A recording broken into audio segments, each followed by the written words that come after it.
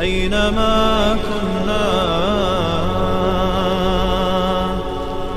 أينما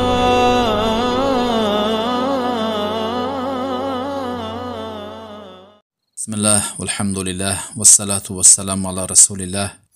اما بعد، السلام علیکم و رحمت الله و برکاته. حدیث از عایشه مادرمان رضی الله عنها روایت شده است. شماره حدیث در کتاب مسند امام احمد ابن حنبل 23283 می باشد.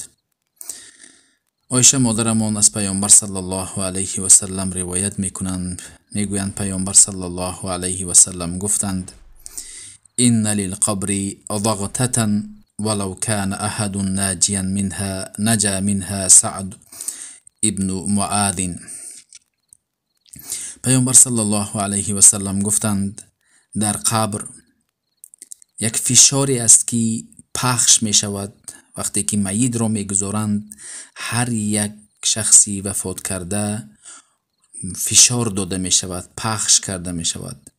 پیامبر صلی الله علیه و سلم گفتند اگر کسی نجات می یافت، همانا سعد ابن معاذ نجات می یافت. زیرا وقتی که سعد ابن معاذ وفات کردند، عرش الله از خرسندی به لرزه درآمد و درهای آسمان به موت سعد ابن معاذ گشاده شد و 70,000 ملائکه او را در دفن و جنازهش اشتراک کردند. سپس لقد ضم ضمة ثم فرج عنه. به تحقیق سعد ابن معاذ را عذاب فشردن قبر یک بار فرا گرفت. در حدیث دیده می شود که شخصی صالح یک بار به این روبرو شود، وای بر حال ظالمی که در این دنیا چگونه با ظلم و ستم مشهور شده است. در حقش مظلومان چنان دعای بد میکنند و از عذاب قبر به او چگونه میشته باشد. و اینچنین انس ابن مالک میگویند که کودکی را در زمان پیامبر صلی الله علیه و سلم گرانیده شد که پیامبر گفتند لو نجا احد من ضیقة او ضغطة القبر لنجا هذا الصبی. اگر کسی نجات میافت از پخش شدن قبر به میت، این کودک نجات میافت. بنابراین انس ابن مالک میگویند که وقتی که دختری پیامبر صلی الله علیه و سلم زینب وفات کرد، بیمار بود. وقتی که پیامبر صلی الله علیه و سلم میگویند انس ابن مالک به نزد ما آمدند، از احوال زینب دخترشون خبر دادیم که بیمار سخت است. وقتی که او را به قبر گذاشتند، رنگ های پیامبر صلی الله علیه و سلم زرد شده بود. سپس به نزدیک به سرخ شد. سپس گفتیم ای رسول خدا، هنگامی که تو شما را دیدیم در ابتدا اول رنگتون زرد شد، سپس به سرخ مانند شد، برای چی این طور شد؟ پیامبر صلی الله علیه و سلم گفتند ذکرت ضعف بنیتی و شدت عذاب القبر فاخبرت انه قد خفف عنها.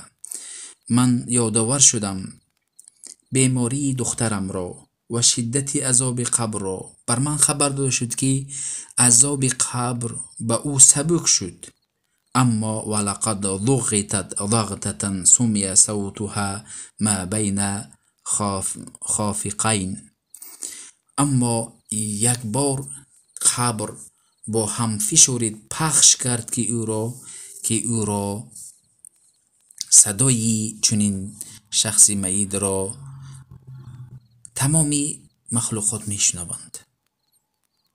بنابراین این دلالت میکند که پیامبر صلی الله علیه و سلم بر ما خبر میدهند که ما باید همیشه به این آماده باشیم و به این ایمان داشته باشیم و تسلیمی و این گفته های پیامبر صلی الله علیه و سلم می باشند.